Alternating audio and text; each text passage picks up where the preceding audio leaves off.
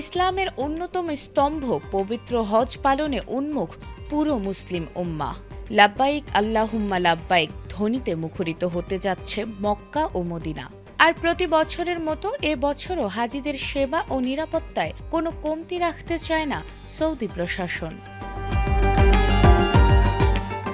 আসন্ন হজ মৌসুমকে সামনে রেখে সব ধরনের প্রস্তুতি সম্পন্ন করেছে সৌদি আরব। বিশ্বের বিভিন্ন প্রান্ত থেকে আসা আল্লাহর মেহমানদের নিরাপত্তায় সর্বোচ্চ গুরুত্ব দিচ্ছে দেশটি।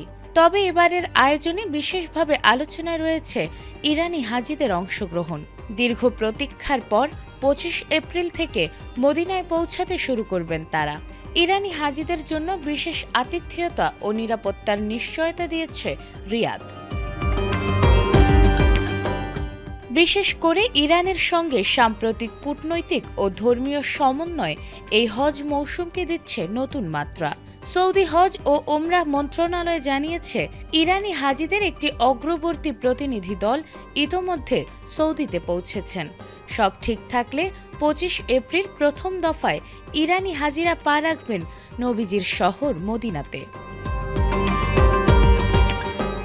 সৌদি কর্তৃপক্ষের পক্ষ থেকে জানানো হয়েছে, বিশ্বের বিভিন্ন দেশ থেকে আসা অতিথিদের পাশাপাশি ইরান থেকে আগত হাজিদের উন্মুক্তভাবে স্বাগত জানানো হবে।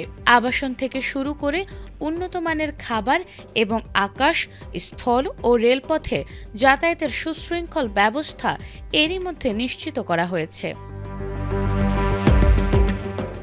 ইরানের সুপ্রিম ন্যাশনাল কাউন্সিলের তথ্য অনুযায়ী এবছর প্রায় 30,000 ইরানি হজে অংশ নিচ্ছেন। তারা 1 মাসেরও বেশি সময় সৌদি আরবে অবস্থান করবেন। এর মধ্যে অন্তত 6 রাত 7 দিন তারা অবস্থান করবেন মদিনায়। আর তাই সৌদি আরব বারবার আশ্বস্ত করেছে, ইরানি হাজিরা সম্পূর্ণ নিরাপদ ও নিশ্চিন্ত পরিবেশে তাদের ধর্মীয় আনুষ্ঠানিকতা সম্পন্ন করতে পারবেন।